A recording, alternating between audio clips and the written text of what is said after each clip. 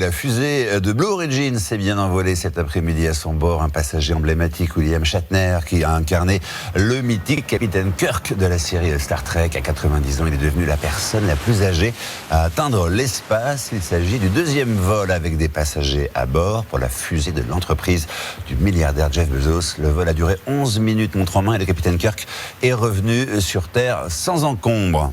Il a embarqué dans la fusée de Jeff Bezos. C'est celle-ci qui, non, ne comptez pas sur moi pour dire que cette fusée ressemble à ce à quoi on pense tous en la voyant.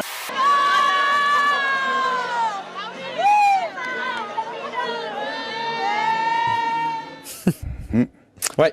Il vous fait penser à quoi ce trophée, William? À la même chose que vous. Ah bah banane. vous vous trompez. Bah vous vous trompez. Non, c'est un cornichon. Ah bah Oui, voilà, c'est bah un oui, bah cornichon, c'est ça. vraiment. Pourquoi? Parce qu'en fait, c'est la région là-bas d'Espagne où on cultive le plus Oui, de mais enfin, cornichons. écoutez, moi je veux bien Ouais. que ce soit un cornichon, mais on n'est pas obligé de le dessiner à ce point, Oui. de cette manière-là, quoi. Et j'entends des éclats de rire Ouais, parce de l'autre qu'ils côté. me disent, ils sont en train de me dire à l'oreillette qu'on dirait le plateau des amours. Ah, c'est sympa. Alors on va se lever quand même, je ne veux pas créer d'imbroglio familial. Selon une récente étude, une personne sur 4 en couple admet avoir eu envie de rompre avec son conjoint pendant la crise sanitaire. Un chiffre qui monte jusqu'à 50% pour les hommes de moins de 30 ans.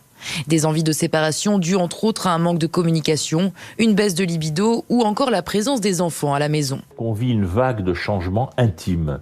On est tous en train de s'interroger sur qu'est-ce que je fais après.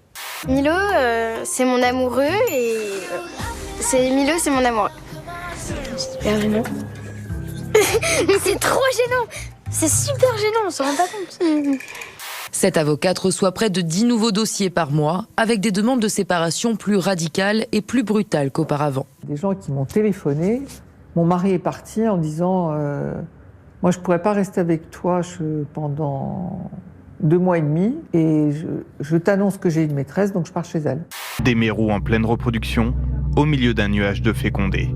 Avec cette photo exceptionnelle d'un phénomène qui se produit une fois par an, le français Laurent Balesta a remporté le premier prix du photographe de nature de l'année.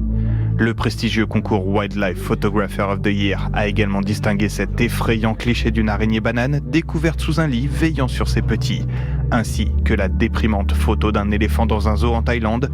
S'il vous plaît, gros plan sur Shirley, voici la tortue.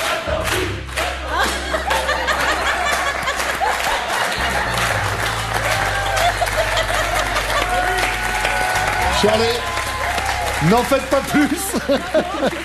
C'est un fardeau qu'il portait depuis au moins 2 ans. Ce week-end, les services en charge de la faune du Colorado ont libéré ce wapiti du pneu coincé autour de son cou.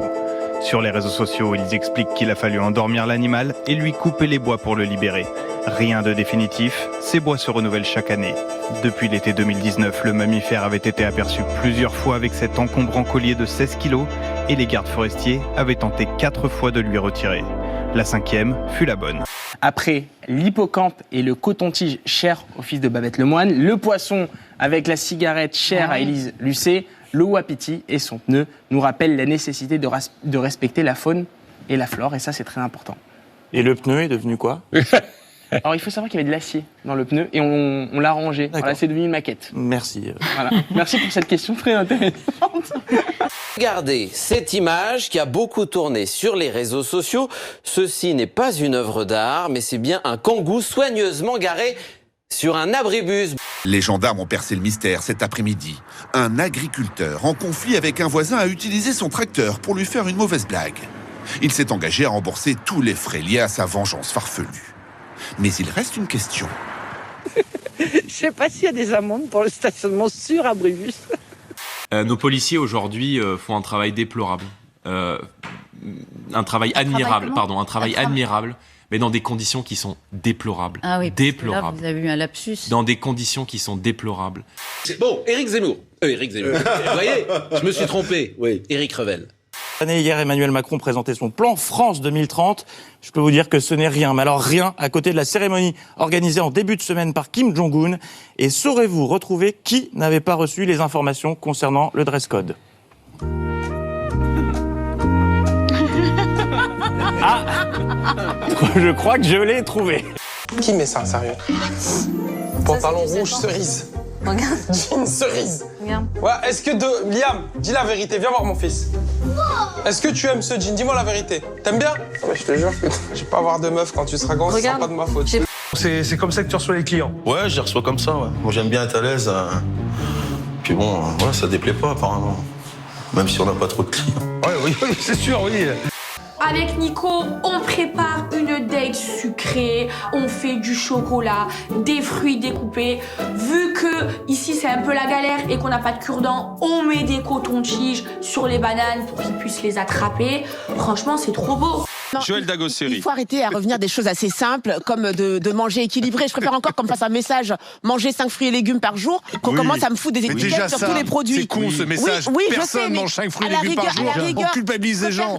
Regardez ce que vous avez gagné. L'indispensable boîte de petits pois. Toujours utile dans un placard quand il n'y a plus rien dans le frigo. Avec la boîte de petits pois, les carottes ne sont jamais cuites. Le cadeau mythique. C'est dans la cuve, par contre. Ah oui, la cuve, ah oui, mais bah oui, c'est pas du pro. Non, ça veut dire quoi, c'est pas du pro? C'est comment on n'ose pas trop la gratter par rapport à si c'était du costaud. Ah, vous avez peur de passer au travers. Voilà. Celle-là, celle-là, vous l'avez pas faite encore. Vous allez tous les 4 jours aux toilettes en plus, hein. Dis-moi, vous y allez tous les jours? Bien sûr, une fois par jour. C'est 2 fois par jour. Benaïm.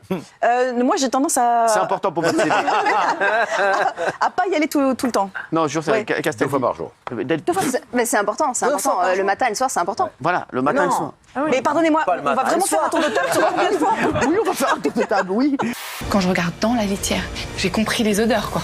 Et ça, c'est juste horrible. J'avais envie de vomir. Quand j'avais le nez dedans, c'était horrible. Quelle idée de regarder aussi dedans? Bah non, mais écoute, je sens les odeurs, je vois 2 caisses en dessous, je me dis qu'est-ce qui se passe, pourquoi? Non, je mange à la table. Mais t'as quand même pas mal de caca là-dedans. Ah bah oui, ils ont une bonne production, ils mangent beaucoup les chats. J'adore aller me peser, je dis là, si j'ai pas perdu 1,5 kg, je m'en accroche au plafond. J'adore aller me peser après, je me dis là, j'ai perdu du poids. J'ai une question, est-ce qu'on n'est pas trop intime tous là? Non, pas du tout, on dit nos téléspectateurs.